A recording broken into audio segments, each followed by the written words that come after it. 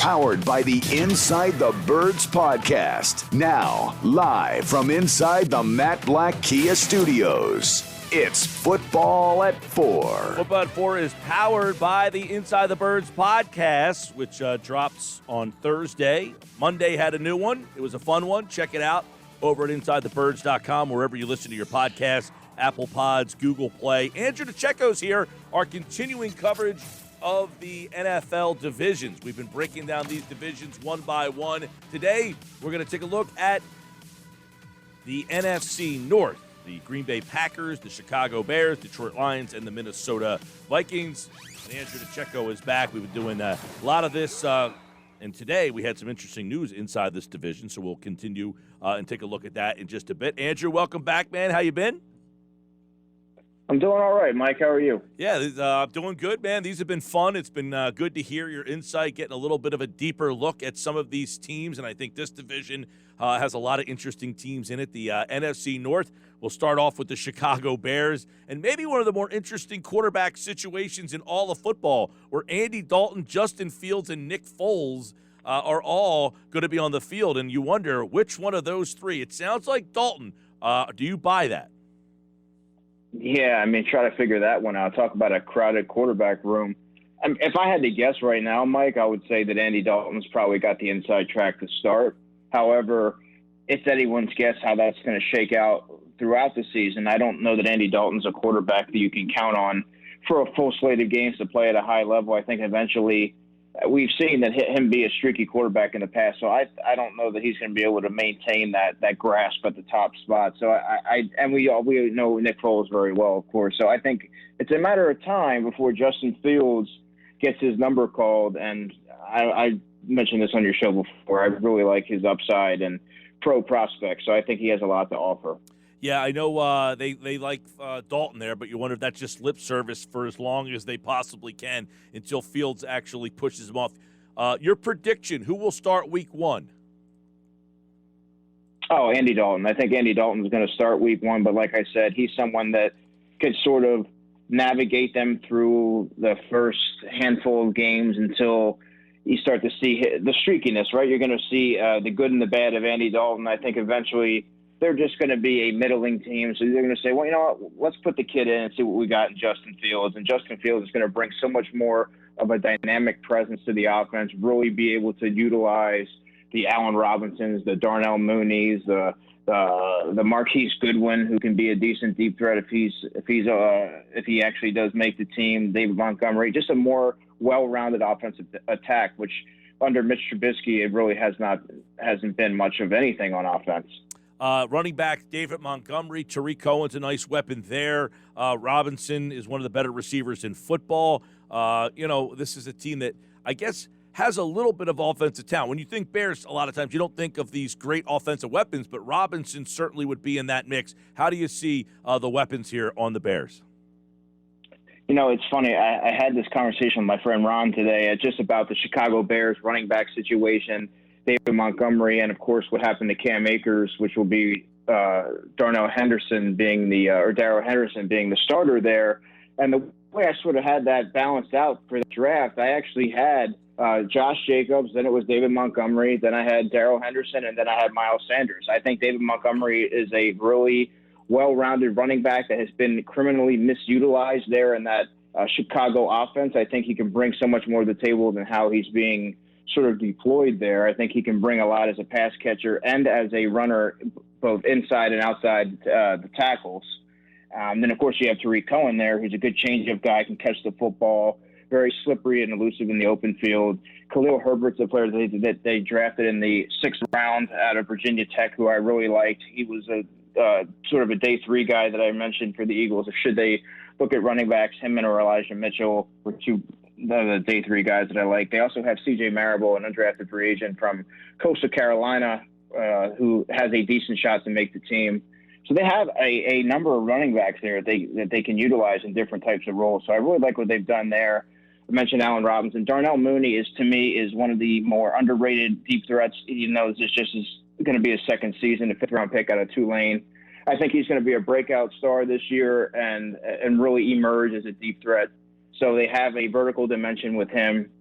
And then Cole Kmet, the tight end, I think he's another guy that is going to be someone that can sort of stretch the field and provide a security blanket for whatever quarterback's there. And Andy Dalton will be there in the early goings, I believe. And Jesper Horsted's a player who's very interesting. He backs him up. He was a wide receiver for Princeton, a prolific wide receiver for Princeton. I saw him at the East-West Shrine Bowl, really good route runner. But I mentioned to someone, I said, you know what? I don't know if he has the speed to be a receiver at the next level, but I could see him becoming a tight end. Sure enough, he sort of found his niche there at the NFL level as a tight end, and he is another good receiver there. And so they have a good dynamic tight end duo there. Yeah, Jimmy Graham there as well, so a veteran player. So interesting offense there for the Chicago Bears. Andrew DiCecco, their defense, it's the Bears. They're always a defensive-minded team. We always think defense. Hicks, Khalil Mack, Roquan Smith, Trevathan, is this Eddie Jackson, Desmond Trufant. Is this still a good Bears defense? Yeah, I think so. You mentioned Keem Hicks. He's a dominating, very stout defensive tackle at that to sort of anchor that line there. Khalil Mack, of course. Roquan Smith, I think, is he was a first-round pick in 2018, but I still think, despite his high pedigree, people don't really mention him as far as the more premier linebackers in football. And I really do think that he should be in that conversation because he's such a against both the run and the pass, and it's a tackling machine. Really like what he can do there. Danny Trevathan's a tough, hard-nosed football player, just a steady guy. I remember him from his days with the Denver Broncos. I really thought that he was going to be one of those emerging type of players, but he's been a steady player throughout his career. Then when you look at it, you got Desmond Trufant there. You have Tayshaun Gibson, who was a promising safety at one point for, I believe, the Jacksonville Jaguars. He's bounced around a little bit, but he'll be playing opposite Eddie Jackson, another one of my favorite safeties in the National Football League. And then Jalen Johnson. Jalen Johnson is a player who he did ITB TV before the last draft, and I thought that there was an outside shot that he ended up in Philadelphia, given his sort of his build, and I thought that he had a lot of upside. He was a player that sort of slipped in the draft due to injury concerns in college, but he's really emerged as one of the better young cornerbacks in football. So I love what they've done there. We're talking with Andrew DiCecco, Football at 4 here on the Sports Bash Live, 97.3 ESPN. Let's go over to the Detroit Lions. A lot of people think this could be the worst team in football. Jared Goff is the new QB in Detroit, and you look around this roster and you wonder, are they going to put points up with Perryman and Williams and Hawkinson and DeAndre Swift? What kind of offense do we anticipate Jared Goff triggering this year? Well, it's going to be a very sporadic offense. I don't know that they're going to be able to get much of anything going, even with Jared Goff there. Obviously, I think Matthew Stafford's a better quarterback, but adding Jared Goff, you should be able to still manufacture some offense. However, I don't know if they're going to be able to do so. They're going to have to lean on their running game with DeAndre Swift as a player who's going to take on more carries. Of course, Kerryon Johnson's no longer there. Jamal Williams is a bigger back. We saw what he was able to do in Green Bay when he got some extensive looks. I think that he has more to offer than what he was able to show in Green Bay because, of course, Aaron Jones was there. Then when you look at the tight end situation, I think T.J. Hawkinson's really going to have to be a key player here because you want to see him take the next step. This is going to be his third season in the NFL. He's going to have to be someone that Jared Goff leans on. Remember, Jared Goff has not historically leaned on either of his tight ends, or any of his tight ends, I should say. With the Rams, I thought that there's a chance that Tyler Higbee was going to emerge. That never quite happened. He seems to really key in on a lot of his receivers, and that's why I think a player like a Khalif Raymond, who was with the Tennessee Titans, he's a slot receiver. Tyrell Williams has a chance to be a good deep threat for them, and Brashad Perriman's there coming over from the Jets. I think that, and Amon-Ra St. Brown is a player who was a fourth-round pick out of USC, sort of in the mold of a Golden Tate, one of those stockier, do-it-all gadget type of players, but is really physical after the catch, can manufacture yards that way. I think he's going to be a player that really becomes a focal point for Jared Goff as someone who can take dump-offs and move the chains in that way. So they have some guys. I just don't know if they're going to be consistent enough to generate offense with regularity. All right, Detroit, we all agree it's one of the teams that is young and struggling, and they're changing things over. Like they're, the new head coach there, Dan Campbell, seems to be getting some good grades. But defense is another interesting situation. Michael Brocker's up front, Jamie Collins at linebacker, Trey Flowers, Okuda, who they drafted, a year ago. But overall, it seems that Detroit could struggle defensively as well. Yeah, they have Aleem McNeil, the defensive tackle they took in the third round. A lot of Eagles fans, he had the higher pedigree, and they ended up going with Milton Williams. I think Milton Williams is a better fit in Philadelphia, by the way, but he's there as a third-round pick. Michael Brockers is there. John Pennicini was a sixth-round pick last year, a fantastic day 3 value pick. He plays with great leverage. He's a strong guy. He played at Utah. I think he offers a little bit of upside in the interior there. They also have, we said Jamie Collins, of course. Alex Anzalone's there, came over from the Saints. And Amani Oruwariye from Penn State, he's there at corner. He is a grabby player who doesn't necessarily rely on technique, and he tends to panic a little bit, and he's not necessarily the most fleet-footed corner.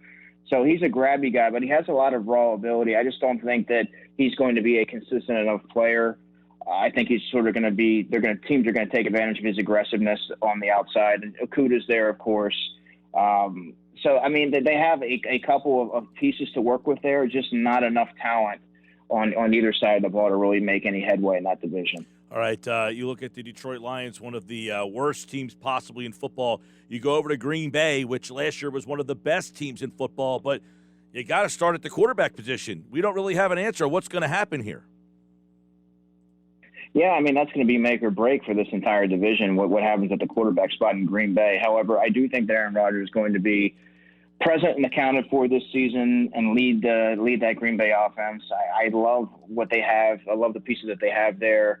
You look at the running back situation. We mentioned Aaron Jones, and of course they have A.J. Dillon from Boston College, who really is going to take over that Jamal Williams role between the tackles grinder and then factoring in the goal line situations. Josiah DeGuara was a tight end, an H-back type player out of Cincinnati in the draft last season that I really like for Philadelphia. Philadelphia expressed a little bit of interest in him pre-draft. He's someone that I think is going to be more involved in the offense. Mercedes Lewis is there. Mercedes Lewis feels like he's been around forever, but he's still going to be there. So you have a couple of guys that are going to make some plays over the middle of the field, and DeGuara and Mercedes Lewis.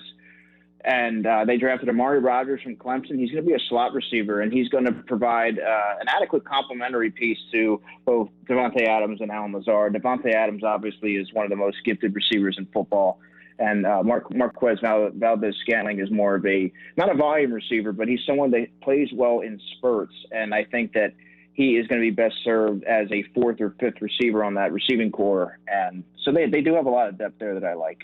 Yeah, obviously, it's funny. We mentioned the weapons. Devontae Adams was recently ranked as the number one wide receiver in football on that ESPN.com survey of scouts, executive players. So they got a great weapon there. Aaron Jones, A.J. Dillon, nice little 1-2 punch there. Valdez-Scantling has been a nice find for them. Equimonius St. Brown has been a nice find for them. Their offensive line is one of the stronger ones in football. I'd be remiss if I didn't mention David Bakhtiari, the left tackle, and, of course, John Runyon, the left guard. He was a player, another late-round guy who I really liked, saw him at the Shrine Bowl. He's a versatile, tough player, much like his father, and he really sort of settled into a role there in Green Bay. He's a scrappy guy, sort of custom fit for that offensive line and that environment. That tough, cold Green Bay where they want to ground and pound. I like the fit there. And Elton Jenkins, the center, is another good young player as well. So they're a very well-rounded offense with a lot of firepower. Andrew, they scored the most points in football last year. And in their division, they gave up the least amount of points in the NFC North. So when you look at this defense, it doesn't have like that jump off the page name at you. There's some good names here. It doesn't have that all-pro type of guy. But this is a very steady defense. Yeah, there's a lot of cohesiveness, just a lot of solid, fundamentally sound football players that play very well collectively as a unit. And that's what great teams have. And a lot of chemistry there. When you look at Kenny Clark is a very underrated nose tackle. He was the first-round pick, I believe, in 2016. Rashawn Gary was somebody who they drafted, their outside linebacker. He was a defensive end at Michigan, their first-round pick in 2019. Was not particularly high on him coming out of the draft. I thought he had a sporadic motor, and I thought that there were certain opportunities of his game that he could have refined. I didn't necessarily see a fit in the first round for him, but he's there. He's starting to turn the corner and become the player that they envisioned him when they came out of the draft. And Zadarius Smith sort of emerged out of nowhere a couple of years ago. I love what he can bring as a pass rusher. And then when you look at the secondary, Jair Alexander is my favorite cornerback in football, right up there with Tre'Davious White from Buffalo. I like what he can bring he's not necessarily the biggest guy, but he's fearless. He's tough. He'll get in your face. He can cover any type of receiver that you want. Great ball skills, can attack the catch point, or affect the catch point, I should say, and just does not back down from a challenge. Chandon Sullivan is probably one of the best nickel corners in football, former Eagle, by the way. And Darnell Savage is one of the better young safeties in football to pair with Adrian Amos. So I love their secondary. Good stuff from Andrew here, breaking down Green Bay. Now, the other team in the division is Minnesota. I find this team to be interesting. I thought they were a major disappointment last year. Their defense was a problem. Kirk Cousins, Dalvin Cook, Thielen, Justin Jefferson. Right there, you've got a great core of offensive weapons. And then their offensive line has been a big problem over the years. So how is Minnesota looking offensively in 2021? Well, you're right. Minnesota's offensive line has been up there with the Giants, the Bengals, the Cardinals. They're just teams that perennially have very porous offensive lines historically, and they sort of added some young pieces over the past couple of years. In 2020, they added Ezra Cleveland, the left guard, in the second round from Boise State, and they drafted Tristan Darrisaw, the tackle from Virginia Tech, in the first round this year. So that left side solidified. However, it's the right side is going to give them problems this season. They're still a work in progress in that area, but they do have some young players to develop. I love their receiving core with Justin Jefferson and Adam Thielen. They're not necessarily burners, but they're terrific route runners, and they know how to get open. They have a great feel for finding the soft spots in zone. They attack the football in the air, and they're just the type of receivers that Kirk Cousins, the player of a Kirk Cousins caliber, is going to have to lean on, because he's not someone that is a consistent enough passer to find guys deep or anything like that. He's going to look to those guys over the middle to make these catches and things like that. That's just sort of his game. He doesn't have the arm strength to get it down the field consistently. They drafted Amir Smith-Marset. He was a raw but talented, speedy receiver out of Iowa. I think he's going to factor in as a kick returner for them. He was a tremendous return man in the Big Ten last year. So, I mean, and then having even gotten to the running backs, Dalvin Cook and Alexander Madison might be the best 1-2 punch in the NFL. Yeah, Cook to me is getting there to the point where, he's him and Kamara, two of the most dynamic players at that position in the league. Thielen's so steady. That's a fun offense, but the line has let them down. We'll see if they're better. Defensively, though, is where they were really let down, I thought, last year. And it came up front because they've had some really good players in the back half. Now, we've seen two of those players come to Philadelphia, Eric Wilson being one of them, Anthony Harris. Harris was a guy who was pretty good in 2019, was not as good last year, but did a lot of that have to do with the problems they had up front? Yeah, and you and I talked about that. I think that's exactly what happened, but Minnesota really addressed the defensive line, added some girth there in the middle with Michael Pierce and Dalvin Tomlinson. Right in the middle of that defensive line, they're going to be a force against the run and push the pocket and get the quarterback off his spot. Then Daniil Hunter's there, of course, Anthony Barr, Eric Kendricks. Then on the back end, you have Patrick Peterson, who is certainly not the Patrick Peterson of old, but he should still lock up some of the top receivers and provide some coverage there. Harrison Smith and Xavier Woods are there. Xavier Woods came over from Dallas. He's been a very inconsistent up and down player, but he's going to provide some, he's an adequate replacement for Anthony Harris. So it's not a tremendous downgrade.